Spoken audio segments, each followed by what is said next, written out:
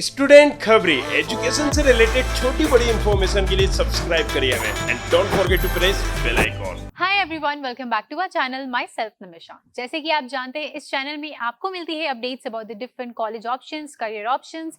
अगर हम कोर्सेज की बात करें तो बहुत सारे कोर्सेज के बारे में भी हम बताते हैं, यूनिवर्सिटीज एंड इंस्टीट्यूशंस। तो बहुत सारी इन्फॉर्मेशन आपको मिलती है। इसी टॉपिक को एक्सटेंड करते हुए मैं लेके आ गई हूँ एक नया एपिसोड, एक नया टॉपिक।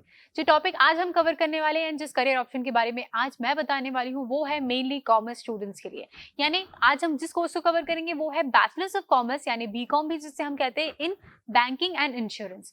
नाउ बीकॉम की बात करें तो बीकॉम तो एक बहुत ही कॉमन सब्जेक्ट है। जब भी हम 10+2 परस्यू करते रहते हैं तो सारे स्टूडेंट्स को पता होता है कि कुछ नहीं तो बीकॉम के बारे में तो पता होता ही है कि प्लेन बीकॉम है, बीकॉम इन ऑनर्स है, लेकिन उसके अंदर बहुत सारी स्पेशलाइजेशंस अवेलेबल होती हैं। स्टूडेंट्स को उसकी इन्फॉर्मेशन नहीं होती है and that is the reason वो मेन कोर्स ऑप्ट कर लेते हैं एंड एट द एंड वो सोचते हैं कि यार मुझे ओवरऑल जानना ही नहीं था, मेरा तो इंटरेस्ट था इंश्योरेंस फील्ड में, मेरा इंटरेस्ट था बैंकिंग फील्ड में, तो अब क्या करूं। दैट इज वाई आज हमने ये वीडियो बनाया एंड हम आज आपको बेसिकली बताने वाले हैं BCom in banking and insurance field के रिलेटेड ना। अगर हम बैंकिंग फील्ड की बात करें तो ऑब्वियसली आप बैंकिंग इंडस्ट्री को जाते हैं, समझ ही सकते हैं कि क्या है वहाँ पे ट्रांजैक्शन ऑफ आपका मनी रहता है। आप क्रेडिट्स की बात करें, डेबिट्स की बात करें, तो ये सारी इन्फॉर्मेशन आपको बैंक रिलेटेड रहती है। एंड बैंक फील्ड की भी बात करें तो काफी स्टूडेंट्स ऑप्ट करना चाहते हैं bank related BCom in banking, इसलिए करना चाहते हैं क्योंकि अच्छी जॉब रहती है, 9 to 5 बढ़िया एसी में बैठ के आपको काम करना रहता है। तो ये एक बहुत ही फ्रूटफुल जॉब रहती है एंड हैंडसम सैलरी तो आप एक्सपेक्ट करते ही हैं। हैंडसम सैलरी से याद आया, इस वीडियो में आप क्या क्या कवर करने वाले हैं, आप ये भी सोच रहे होंगे कि यार फाइनली हम इस वीडियो में जानने क्या वाले हैं। तो मैं बता दूं, आज हम बताने वाले हैं कि क्या एलिजिबिलिटी क्राइटेरिया है, कोर्स फीस क्या होती है, क्या कोर्स का करिकुलम है, स्ट्रक्चर क्या है, eligibility criteria in addition to admission कितना होने वाला है, क्या प्रोसेस होने वाला है। ये सारी इन्फॉर्मेशन आपको इसी वीडियो में मिलेगी। सो इस वीडियो को एंड तक देखिए ये सारी इन्फॉर्मेशन अटेन करने के लिए। एंड इन केस अगर आपने हमारे चैनल को अभी तक सब्सक्राइब नहीं किया है तो what are you waiting for guys, subscribe our channel now, because बहुत सारी अपडेटेड इन्फॉर्मेशन आपको एजुकेशन डिपार्टमेंट के रिलेटेड मिलती रहती है। तो उसके लिए हमारे चैनल को सब्सक्राइब करिए एंड नोटिफिकेशन बेल को प्रेस करना मत भूलिए। So coming back to the topic, हम बात कर रहे थे बैंकिंग की। तो बैंकिंग तो आपने समझ लिया। अब इंश्योरेंस फील्ड की बात करें तो ये जो एक सेक्टर है, insurance is basically a contract. ये रिप्रेजेंट करता है किसको, एक पॉलिसी के थ्रू रिप्रेजेंट होता है। जो भी एक इंडिविजुअल कराता है या कोई एंटिटी कराती है तो उसको एक फाइनेंशियल प्रोटेक्शन मिलता है। And in addition to this, उसको अगर कोई लॉस होता है तो उसको उसके बेसिस पे पैसे वापस मिल जाते हैं। जैसे कि आप इंश्योरेंस कंपनीज को जानते हैं, बहुत सारे private and government insurance companies है। LIC की बात कर लें या फिर बजाज की बात कर लें, तो private and government as well as आपको बोथ लेवल पे जॉब अपॉर्चुनिटीज मिलती है अगर आप ये कोर्स परस्यू कर लेते हैं। तो इंश्योरेंस कंपनी में आपको बहुत सारे अलग अलग टाइप के इंश्योरेंस होते हैं, उसके बारे में आपको इस कोर्स के अंदर सीखने के लिए मिलेगा कि इंश्योरेंस के टाइप क्या है, एंड नंबर ऑफ इंश्योरेंस है। सिर्फ लाइफ इंश्योरेंस नहीं होता है, बहुत सारी चीजों में इंश्योरेंस हो सकता है। अब इंश्योरेंस वर्क कैसे होता है, आप देते कैसे हो, क्या कम्युनिकेशन स्किल्स रिक्वायर्ड होती है, ये सब कुछ आप इसी कोर्स के अंदर सीखते हैं।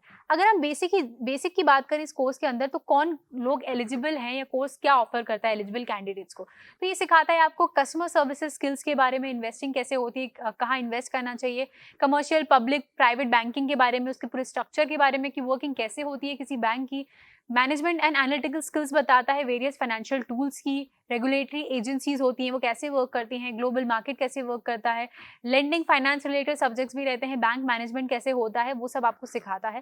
फिर अगर हम फर्दर और इन डेप्थ इन्फॉर्मेशन पे जाए इस कोर्स से रिलेटेड, तो ये कोर्स और भी आपको चीजें सिखाता है, जैसे कि बेसिक स्टैटिस्टिकल मैथमेटिकल टेक्निक्स क्या होती है जब हम इस banking field and insurance field में काम करते हैं, और कैसे हम उसको वर्क ऑन कर सकते हैं, कैसे हम उसको यूज कर सकते हैं। फिर आप सीखते हैं अंडरस्टैंडिंग, आपको आती है ओवरऑल इस सब्जेक्ट की प्रैक्टिकल एप्लीकेशन कैसे हम कर सकते हैं। अगर हम थ्योरीज, क्योंकि बहुत सारी थ्योरीज होती हैं हर सब्जेक्ट में, आपको समझने को मिलता है कि क्यों ऐसा होता है। अब इसका रीजन जो क्वेश्चन मार्क होता है ना, इसका आंसर छुपा होता है क्योंकि थ्योरीज बेस होती हैं हर जगह पे, तो आपको थ्योरी सीखने के लिए मिलती है। फिर आपको बैंकिंग इंश्योरेंस के डिफरेंट एस्पेक्ट समझ में आते हैं, एनवायरमेंटल स्टडीज कुछ टॉपिक्स होते हैं, फिर accounting financial management and then business economics paper, कुछ सब्जेक्ट्स होते हैं जो आपके इस कोर्स के अंदर कवर होते हैं।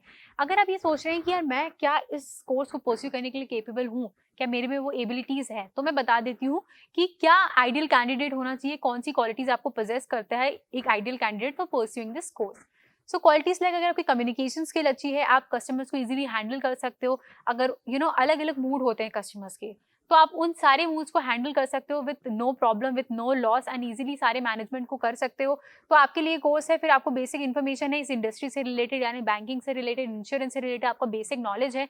10+2 आप परस्यू कर रहे हैं, कर चुके हैं, तो ऑब्वियसली आपको बेसिक नॉलेज तो हो ही जाती है, तो ये वाला कैटेगरी तो फुलफिल हो ही चुका है। फिर आपको specialisation in certain areas like credit appraisal skills होती हैं, उन वो स्किल्स में आप हैं या नहीं, डेवलप्ड हैं आप में नहीं, या फिर आप मैनेज कर सकते हैं कि नहीं, या लोन फाइल्स को या फॉरेन एक्सचेंज हो, ये कुछ बेसिक कैपेबिलिटीज होती है स्टूडेंट्स की, अगर आप में हैं तो डेफिनेटली आपको यही कोर्स परस्यू करना चाहिए। अब इस कोर्स की हाईलाइट्स की बात कर लेते हैं कि यार क्या इस कोर्स की हाईलाइट है, इसके अंदर हमें क्या एलिजिबिलिटी क्राइटेरिया होता है या कैसा क्या है। चलो कोर्स लेवल की बात करते हैं। कोर्स लेवल है अंडर ग्रेजुएट, यानी इस कोर्स को कंप्लीट करने के बाद स्टूडेंट्स को मिलता है उनकी बैचलर्स की डिग्री, बैचलर्स ऑफ कॉमर्स की डिग्री मिलती है in the field insurance and banking. 3 साल का कोर्स है। ड्यूरेशन की बात करें तो 3 साल में आपका ये कोर्स कंप्लीट हो जाता है। एग्जामिनेशन टाइप की बात करें तो यहाँ पे होता है आपका सेमेस्टर बेस्ड एग्जामिनेशन जैसे कि 3 साल का कोर्स है तो ईच ईयर में आपके होते हैं 2 सेमेस्टर, ओवरऑल आपके होते हैं 6 सेमेस्टर, यानी आपको ओवरऑल 6 एग्जामिनेशन देने रहते हैं। Eligibility and criteria and admission process की बात करें तो बेसिक एलिजिबिलिटी क्राइटेरिया है कि आपको 10+2 आपके कॉमर्स सब्जेक्ट में कंप्लीट होना चाहिए एंड मिनिमम एग्रीगेट मार्क्स आपके होने चाहिए एटलीस्ट 50%। बट ये जनरल कैटेगरी को बिलोंग करता है। अगर आप SC SC OBC कैटेगरीज को बिलोंग करते हैं, अदर देन दैट कोई कैटेगरी को बिलोंग करते हैं, तो 45% भी अगर आपने स्कोर किया आपकी 12th में 10+2 में, तो भी आप एलिजिबल हो सकते हैं इस कोर्स को परस्यू करने के लिए। अब अगर आपके दिमाग में ये क्वेश्चन आ रहा है कि यार मैंने कॉमर्स नहीं किया है और मैंने कॉमर्स फील्ड में स्ट्रीम में पढ़ाई नहीं की है, लेकिन अब मेरे को इंटरेस्ट आ रहा है, अब मेरे को बैंकिंग में जाना है या इंश्योरेंस कंपनी में जाना है, तो क्या मैं एलिजिबल हूँ, क्या मैं ये कोर्स कर सकता हूँ?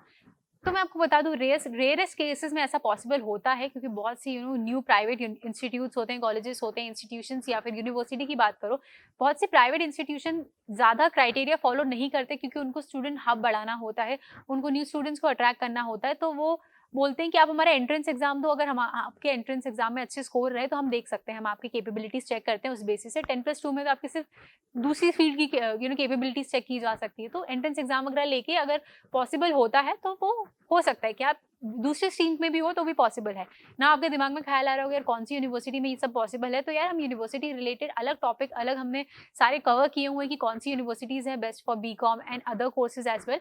डिस्क्रिप्शन बॉक्स में जाइए, वहाँ पे इन्फॉर्मेशन आपको मिलती है कि यार कौन से कॉलेजेस हमने कवर किए हैं, उससे रिलेटेड इन्फॉर्मेशन आपको सब डिस्क्रिप्शन बॉक्स में मिल जाएगी। तो एक बार हमारे डिस्क्रिप्शन बॉक्स को चेकआउट करना मत भूलिए। आगे बढ़ते हैं, एडमिशन प्रोसेस की बात करते हैं। यहाँ पे मेरिट बेस भी होता है कोई कोई इंस्टीट्यूशंस में, एंड कहीं पे एंट्रेंस एग्जाम भी होते हैं। एंट्रेंस एग्जाम को स्पेसिफाई करने की बारी है तो नाम स्पेसिफाई नहीं कर सकते, क्योंकि एंट्रेंस एग्जाम क्या होता है यार, अगर कॉलेज होता है तो कॉलेज खुद के नाम का एंट्रेंस एग्जाम निकाल देता है। तो ये बेसिक है, अगर आप किसी भी इंस्टीट्यूशन में जाएंगे तो आपको पता चल जाएगा कि आपको कौन सा एंट्रेंस एग्जाम देना है। बेसिक स्किल्स उसमें क्या देखी जाती है, आपकी कम्युनिकेशन स्किल्स कितनी अच्छी है, मैनेजिंग, एनालिटिक्स, मैथ्स, ये सारे आपके टॉपिक्स कितने अच्छे हैं, आप कितने अच्छे से इसको कवर कर सकते हैं, आपकी रीजनिंग कितनी अच्छी है। तो ऐसे ही सारे टॉपिक आपके एंट्रेंस एग्जाम के फॉर्मेट में आते हैं। नाउ इसमें काउंसलिंग भी होती है आपकी, बेस्ड ऑन काउंसलिंग आपने कैसा एंट्रेंस एग्जाम में परफॉर्म किया है उसके बेसिस पे फाइनली आपको एडमिशन मिल जाता है। अगर आपको ये कोर्स परस्यू करना है, यानी BCom में आपको बैंकिंग या फाइनेंस में आपको करना है, इंश्योरेंस में आपको करना है। आगे बढ़ते हैं, रिक्रूटिंग ऑर्गेनाइजेशंस की बात करते हैं तो बहुत सारी रिक्रूटिंग कंपनीज आती हैं। अगर हम some of the popular recruiting companies की बात करें तो TCS, HCL, CTS, Dell, Citibank जैसे अलग अलग बैंक्स भी आते हैं। अगर हम इंश्योरेंस कंपनी की बात करें तो बजाज एंड बहुत सारी इंश्योरेंस कंपनी जिनका आप नाम भी आपको जितने याद है आप इसको ऐड ऑन कर सकते हैं, क्योंकि प्लेसमेंट के लिए ये लोग भी सीक आउट करते हैं वो लोग जिन्हें एक्चुअली इस फील्ड में पढ़ाई की है, जिसको एक्चुअली इस फील्ड की नॉलेज है एंड अच्छे से गाइडेड है उन लोगों से फ्रॉम द यूनिवर्सिटी। तो ये लोग भी प्लेसमेंट्स के लिए जाते हैं। तो इसलिए सही कॉलेज सेलेक्ट करना बहुत इंपॉर्टेंट है जब भी आप कोई कोर्स फाइनल करते हैं। तो आगे बढ़ते हैं यार, कोर्स की फीस की बात कर लेते हैं। इन्वेस्टमेंट कितना होने वाला है, सबसे बड़ा क्वेश्चन मार्क आपके दिमाग में आ रहा होगा। तो मैं बता दूं 14,000 से लेकर 10 लाख के बीच में बहुत सारे कॉलेजेस आपको ऑफर करते हैं ये कोर्स। ब्रैकेट में आपको बता रही हूँ, थोड़ा सा ऊपर थोड़ा सा नीचे ऑब्वियसली हो सकता है, बट इसी के अंदर ही आपके सारे कोर्सेज जो है कवर हो जाते हैं। आगे हम बात करते हैं कि रिक्रूटिंग एरियाज क्या रहते हैं। तो आपको बैंक, जैसे कि आप समझ सकते हैं, इंश्योरेंस एंड बैंकिंग इंडस्ट्री तो रहती है, फिर investments industry, insurance industry, saving, loan associations and many more such like that, जो लिंक करते हैं इस सारे सब्जेक्ट्स को, वो सारी इंडस्ट्रीज से लिंक्ड होती है। अब हम जॉब प्रोफाइल्स की बात करते हैं। तो जॉब प्रोफाइल्स, अगर हम एवरेज एक्सपेक्टेशन ऑफ सैलरी लगाएं इस पर्टिकुलर कोर्स से, यानी ओवरऑल कोर्स से, कि हम ओवरऑल कितना अर्न कर सकते हैं, क्योंकि जॉब प्रोफाइल जो होती है उसके हिसाब से आपकी अर्निंग डिफरेंट होती है, ओवरऑल आपकी अर्निंग डिफरेंट होती है। तो ओवरऑल अर्निंग की बात करें तो 2 से 20 लाख तो आराम से आप कमा सकते हैं इस प्रोफाइल में अगर आप आते हैं, इस जॉनर में अगर आप आते हैं, यानी बैंकिंग के जॉनर में आते हैं, इंश्योरेंस के जॉनर में अगर आप आते हैं, तो आप एक्सपेक्टेशन लगा सकते हैं कि 2 लाख, 3 लाख, 4 लाख, डिपेंडिंग अपॉन आपका कितना अच्छा आप स्कोर करते हैं, आपके एकेडमिक्स में आपको नॉलेज कितनी अच्छी है, या फिर आपका टैलेंट कितना अच्छा है, एक्सपीरियंस भी मैटर करता है। सो ये सारी चीज़ों को मद्देनजर रखते हुए 2 से 20 लाख आप आराम से कमा सकते हैं। मैंने आपको जॉब पोजीशंस के बारे में बताया कि मैं ईच जॉब पोजीशन से आप अर्निंग डिफरेंटली कर सकते हैं। तो अगर हम पर्टिकुलरली जॉब पोजीशंस के बारे में बात करें कि ईच जॉब पोजीशन की अर्निंग कितनी एक साल कंप्लीट करने के बाद हो सकती है, इनिशियल ईयर में हो सकती है। तो अकाउंटेंट अगर आप बन सकते हैं या बन रहे हैं तो 2 से 4 लाख इजीली इनिशियली कमा सकते हैं। अगर आप लोकल बिजनेस की भी बात करें या एमएनसीज की भी बात करें तो इजीली आप अकाउंटेंट अगर बनते हैं तो 2 से 4 लाख इनिशियली कमाते हैं। कैशियर बनते हैं तो 1 से 2 लाख आपकी स्टार्टिंग सैलरी रहती है, 3 लाख भी रह सकती है। फिर इंश्योरेंस मैनेजर के लिए 6 लाख से लेकर 10 लाख के बीच में इनिशियल सैलरी रहती है। फाइनेंशियल एडवाइजर की सैलरी जो होती है वो 4 से 5 लाख की होती है। लोन काउंसलर अगर आप बनते हैं तो 2 से 4 लाख आप इसमें भी इजीली अर्न कर सकते हैं। तो ये तो हमने जाना कि यार जॉब प्रोफाइल के हिसाब से आप अर्निंग कितनी कर सकते हैं। अब अगर आप ये सोच रहे हैं कि यार इस कोर्स के अंदर कौन कौन से सिलेबस आते हैं, कौन कौन से सब्जेक्ट आते हैं, कौन कौन सी टॉपिक आते हैं, तो ईयर वाइज भी अगर हम बात करें या सेमेस्टर वाइज बात करें कि आपके ईच सेमेस्टर में कैसे कैसे सब्जेक्ट आते हैं, तो उसके बारे में भी हम जान लेते हैं। आपको आते हैं अलग अलग लैंग्वेज भी सब्जेक्ट, इंग्लिश भी हो सकता है, कम्युनिकेशन लैंग्वेज अलग अलग हो सकती हैं। फाइनेंशियल अकाउंटिंग का पार्ट 1 पार्ट 2 आपके ईच सेमेस्टर में हो सकता है, semester 1 semester 2। Insurance laws and practice related आते हैं, insurance laws and practice related part 1 part 2 में आपको पढ़ाया जाता है। प्रैक्टिस ऑफ बैंकिंग होता है, business management, principle of practice and banking, principle of insurance and physical education, finance and mathematics, environmental studies and value education.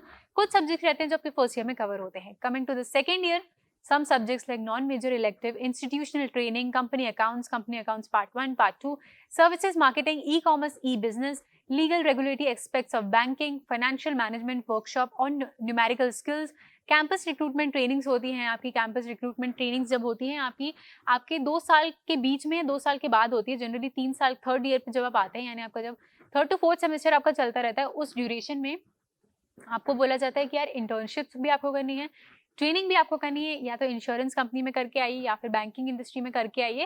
And फिर आपका एक सब्जेक्ट बना दिया जाता है जब आप 3rd ईयर में आ जाते हैं फाइनली तब। तो उस सब्जेक्ट में आप कितनी अच्छी रैंकिंग करते हैं, आपका इंटर्नशिप पीरियड कैसा रहा है, उस पर आपको जज करके फाइनल मार्किंग दी जाती है।